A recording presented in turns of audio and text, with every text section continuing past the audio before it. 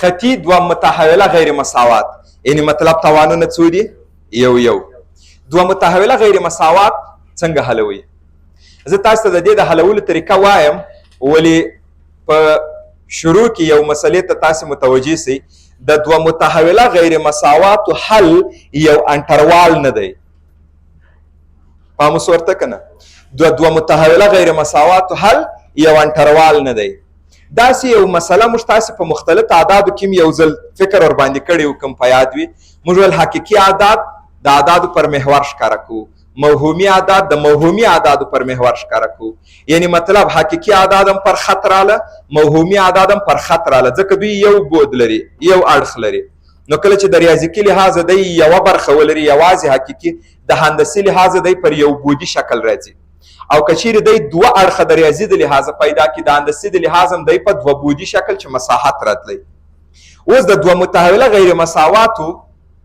د دوه متحوله غیر مساواتو حل څه ته وایي یوه دانه د ایکس قیمت یوه دانه د وای قیمت د یو متحوله د یوازې د ایکس قیمتونه وه نو د اعدادو پر محور راغله د دوه متحوله ده یو دانه حل د ایکس قیمت ته نه وایي یو دانه حل د یوه دانه ایکس او د یوه دانه وای قیمت ته وایي په خلاصه الفاظ یې داسې درته وایم د دوه متحوله غیر مساواتو حل انټروالونه نه دي مساحتونه دي کله چې موږ تاسو ته څوک وایي دا نامساوات حل کوي زموږ آخري جواب د ده دپاره یو مساحت وي آیا هغه بیا د ریاضي په ژبه جوړوای سو که نه زه به د دې سوال جواب په آخر کې درته وایم جوړوای سي خو هغه ستا سره څوک د جواب په حیث نه مني متوجه سولې که نه نو د دوه متحوله غیر مساواتو آخري جوابونه هندسي شکلونه دي مساحتونه دي د یو متحوله په څیر انټروالونه نه دي لکه دلته چې انټروال تر دې ځایه خو متوجه سولې اوس راځو د حل میتود څنګه کولی سو چې حل یې کړو میتود یې اسانه دی کیدای شي چې په اسانۍ یې زده کوي زه به دا ټول میتود ما په کتاب کې ورته لیکلی اما په تشریح کې به پر مثال باندې تطبیق کړو د دغه دوه متحوله نامساوي حل غواړم پیدا کړم د دې جواب آخري یو انټروال وي نه د دې جواب یو انټروال نه د دې جواب یو مساحت وي څنګه یې اوس پیدا کوم لومړنی کار چې ته کوې د دوه متحوله نامساواتو د حلولو دپاره هغه دا دی چې ته به نامساوي په مساوي بدل کې یعنی مطلب دا د نامساواتو سمبول ځینې ایسته کوي پر ځای د مساواتو سمبول واضح کوي ښه چې دا کار مو وکړئ لومړی نامساوي په مساوي بدلو بدل سو دا لومړی پړاو د ټولو په یادو پاته کېږي نامساوي په مساوي بدل کړه چې دا کار دې وکړئ دغه کومه معادله چې زموږ تاسې لاسته راغلې د ریاضي د لحاظه دې معادلې ته موږ وایو د خط معادله هر کله چې په یو معادله کې ایکس لومړی درجه وي وای لومړی درجه وي هغه د هندسي شکل خط راځي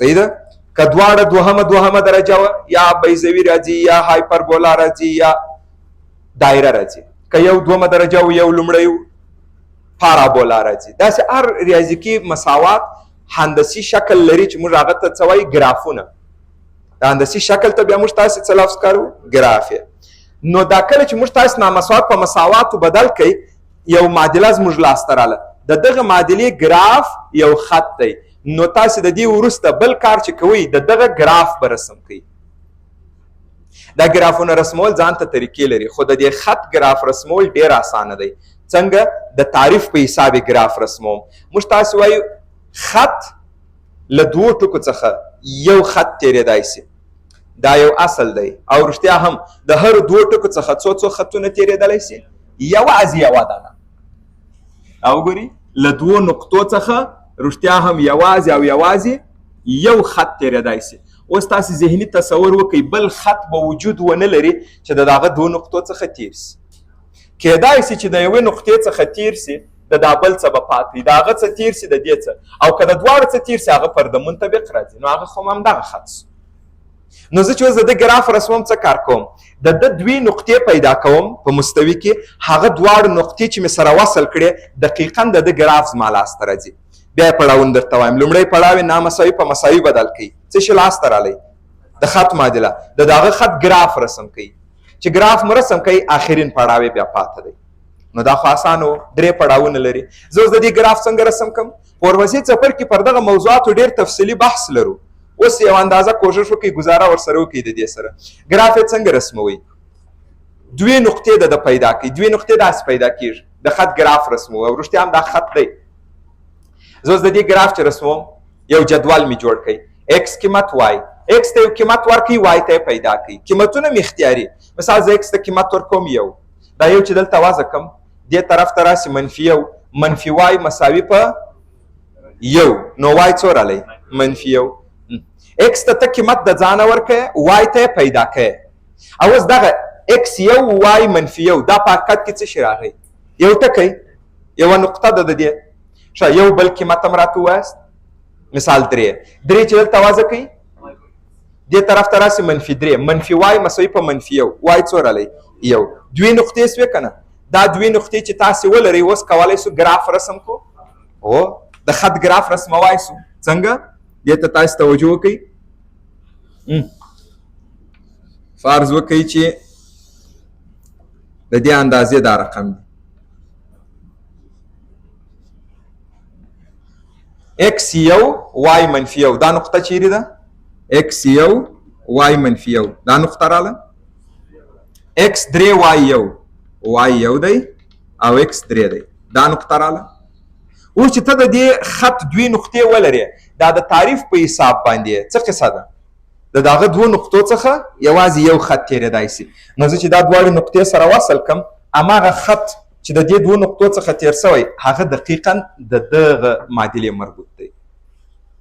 نو لومړی پړاو یې دا و چې نامساوي په مساوي بدل کړئ. دوهم پړاو یې څه شي و؟ د خط معادله لاسته راله. د دغه خط به تاسې ګراف رسم کړئ. چې ګراف مو رسم کړئ تاسې وګورئ مستوي په دوو ټوټو جلا سوی دی. او ګورئ یو د خط دا طرف دی، یو د خط دا طرف دی. مستوي دوې برخې سو که نه؟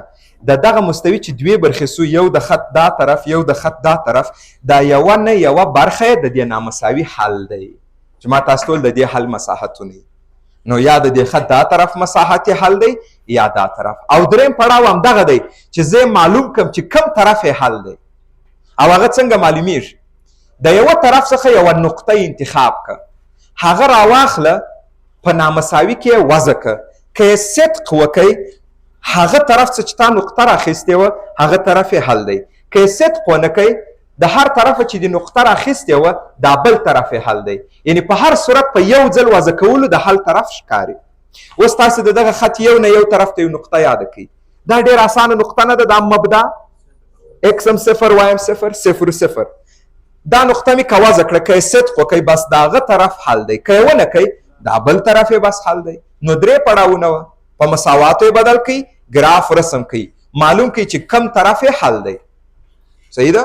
اوس چې تاسې د دې قیمت دا صفر صفر راواخئ په نامساوي کې یوازې کړئ ایکس هم صفر وای هم صفر، صفر منفي صفر صفر، صفر کوچنی تر دوه دی. او صدق یې وکئ صفر تر دوه کوچنی دی. صحیح ده؟ نو چې صدق یې وکئ مطلب دا دی چې دا طرف مکمل څه دی؟ حل دی. بیا هر طرف چې حل دی هغه داسې خط خط کوئ. اوس دغه مساحت تاسې وینئ چې دا یو لوی تنی لوی مساحت دی. دا مساحت د دې نامساوي جواب دی. که چا زه غواړم دا د نامساواتو په بڼه ولیکم، دا دغه په بڼه ولیکم، د ریاضي په شکل، دا خو تا په هندسي توګه لیکلی. د دې ریاضي بڼه پوهېږئ څه رقم راځي؟ همغه نامساوات یې ریاضیکي بڼه ده. ما تاسو ویل چې ریاضیکي بڼه لري، اما خلک یې د جواب پایس نه مني. ولې؟ ځکه خود سوال د دې ریاضیکي بڼه ده. نو ځکه دا مساحت وغواړم د ریاضي په بڼه ولیکم، د دې دا به څنګه لیکم؟ ایکس منفي وای کوچنی تر دوه